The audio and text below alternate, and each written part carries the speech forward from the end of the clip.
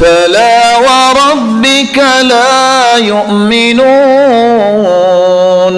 حتى يحكموك فيما شجر بينهم.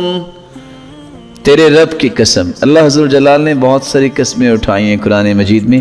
3 جگہ پہ اپنی کبریائی کی قسم اٹھائی ہے، تقدس کی، جلالت کی، عظمت کی.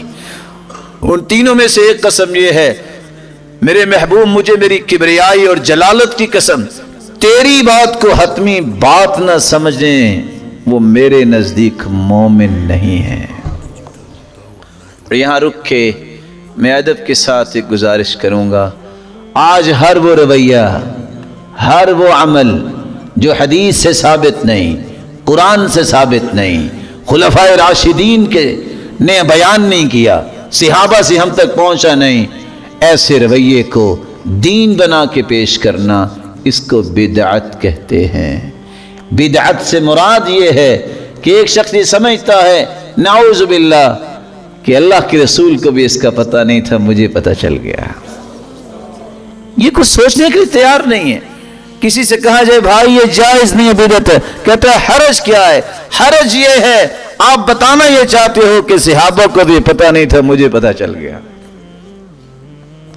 آپ یہ سمجھانا چاہتے ہو شریعت ناقص تھی، میں نے آ کے مکمل کی ہے.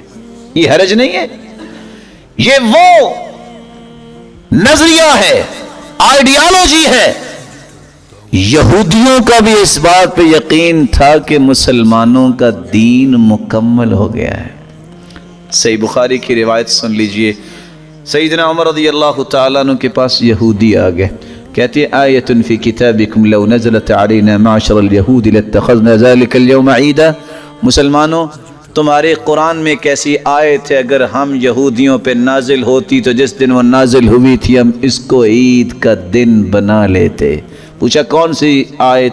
تو یہودی کہتے ہیں الیوم اکملت لکم دینکم واتممت علیکم نعمتی. اللہ فرما رہے ہیں کہ آج میں نے دین مکمل کر دیا ہے. کون کہہ رہا ہے؟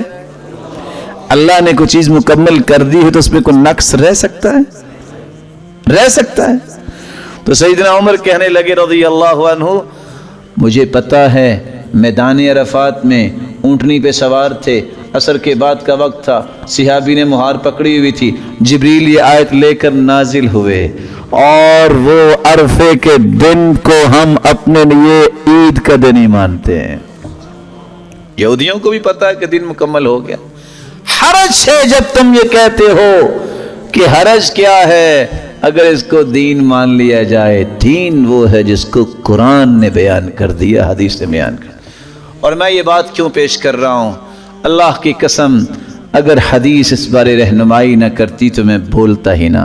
حدیث کے الفاظ سنیے، ان اللہ احتجر التوبہ عن كل صاحب بدعہ. دوسری روایت کے الفاظ ہیں ان اللہ احتجز التوبہ عن صاحب كل بدعہ. اللہ ذوالجلال بدعتی کی توبہ کو قبول ہی نہیں کرتے. پردہ لٹکا دیا ہے، اللہ ذوالجلال پسند ہی نہیں کرتے دیکھنا. احتجب التوبہ. اور حسن بصری روایت کرتے ہیں لا يقبل اللہ منہ صرفا ولا عدلا ولا حجا ولا صوما حتى يدعها. جب تک بدعتی بدعت چھوڑ نہیں دیتا نہ اس کی نماز قبول ہے، نہ حج قبول ہے، نہ فرائض قبول ہے، نہ نوافل قبول ہے. ترس کھائیے امت کے، ترس کھائیے، خیال کیجئے اپنے بھائیوں کا. دشمنی نہ کیجئے، لڑائی نہ کیجئے، صرف ادب سے ان سے کہیے میرے پیارے بھائی اگر تو یہ کام جو کر رہے ہو حدیث قرآن میں آیا ہے ہمیں بھی سمجھا دو، ہم بھی یہ نیکی کر لیں. اور اگر قرآن و حدیث میں نہیں تو ہمیں ترس آ رہا ہے، ہم اللہ کا واسطہ تمہیں دیتے ہیں یہ کام نہ کرو کہیں اللہ ناراض نہ ہو جائے. اور صحیح مسلم کی روایت من عمل عملا لیس علیہ امرنا فہو رد.